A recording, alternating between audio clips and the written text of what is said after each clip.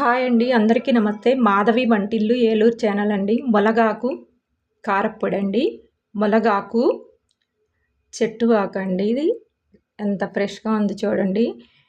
ఎండుమిరగాయలు, ధనియాలు, మినప్పప్పు, జీలకర్ర తీసుకోవాలి. ములగాకును కాడలు కోసుకొని వాటర్లో కడిగి తీసుకోవాలి. స్టవ్ వెలిగించుకొని ప్యాన్ పెట్టుకొని 2 స్పూన్లు నూనె వేసుకొని శనగపప్పుని వేసుకొని వేయించుకోవాలి.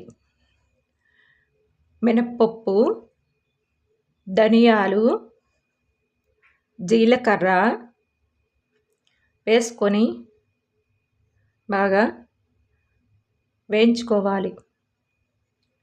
ఎండుమిరగాయలు, చింతపండు, వెల్లుల్లి రెబ్బలు కూడా వేసుకొని వేయించుకోవాలి.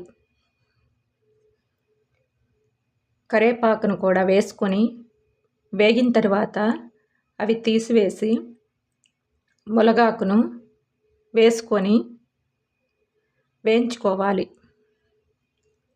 ఈ ములగాకు కళ్ళకు చాలా మంచిదండి. 4 రోజులకోసారైనా ములగాకు తినవచ్చు. పప్పుగాను చేసుకోవచ్చు, పచ్చడిగాను చేసుకోవచ్చు, ఇలా కారప్పొడైనా చేసుకోండి. కళ్ళకు చాలా మంచిది. ములగాకు వేగిన తర్వాత స్టవ్ ఆఫ్ చేసుకోవాలి.